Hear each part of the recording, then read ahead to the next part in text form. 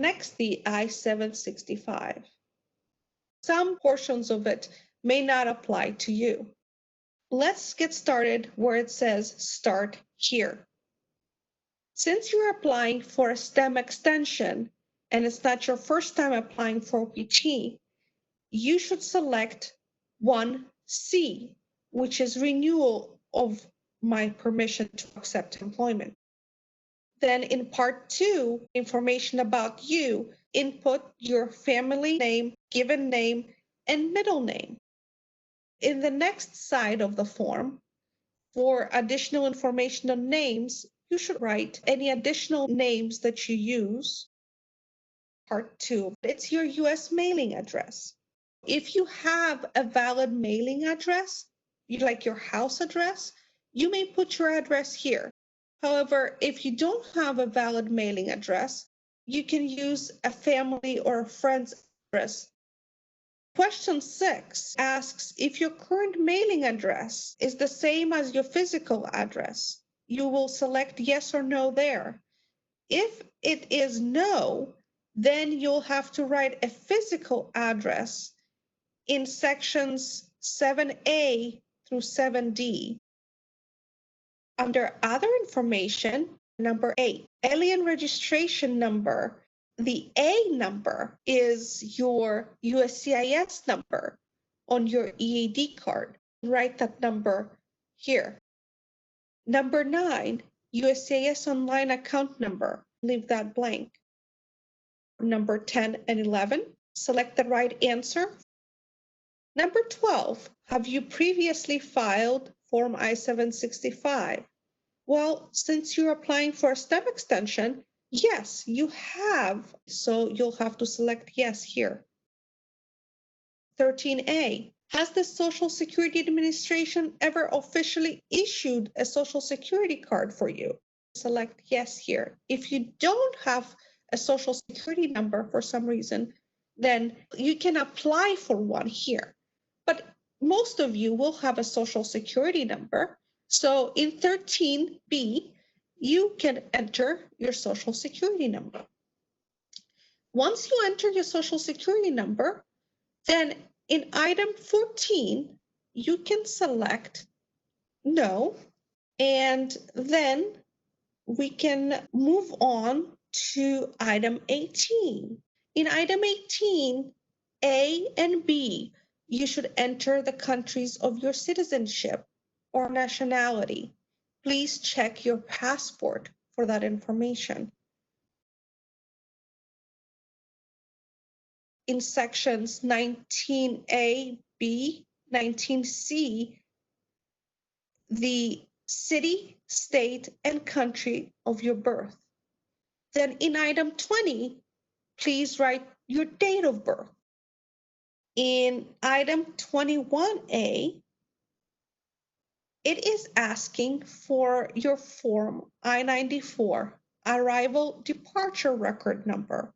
Put in the number here. 21B, passport number. They need the passport number of your most recently used passport.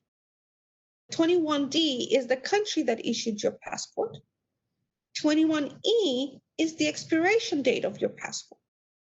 22 will be the date that shows on the I-94 arrival departure record.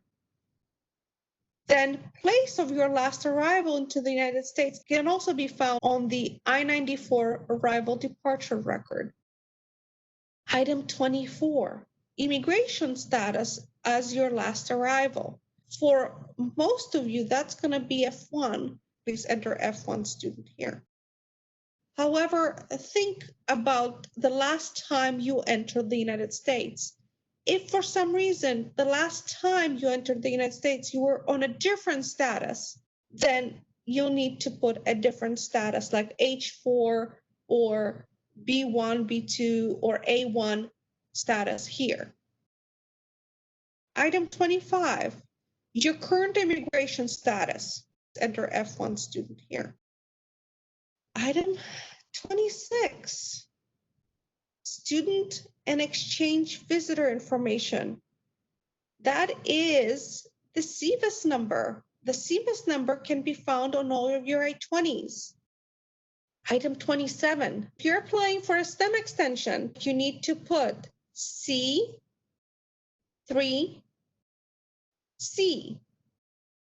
Now, in item 28, please write the name of your degree.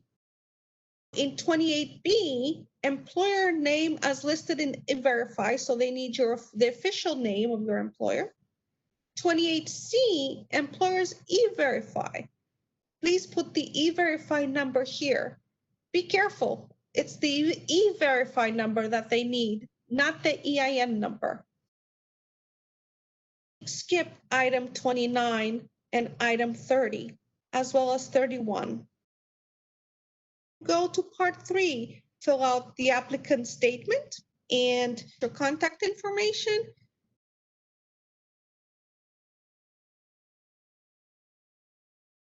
Date and sign your application.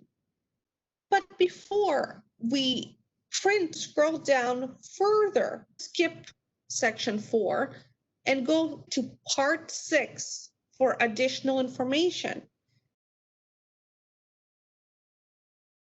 Here, make sure you put your family given and middle name as you put in the beginning of your application, and the A number as listed on your EAD.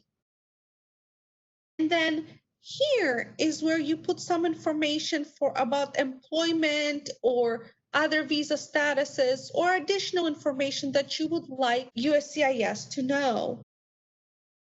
Write page number 3, part number 2, item number 27. Write that you were on OPT, full-time, what CVIS ID you were on, what degree level, and then the start and the end date for your OPT. Other things are previous CVIS IDs, if you had them, CPT information, other OPT information. So a lot of information to include here if is needed. For detailed description of what kind of information you can include here, you can look in the application instruction that were sent to you via email from OIPS.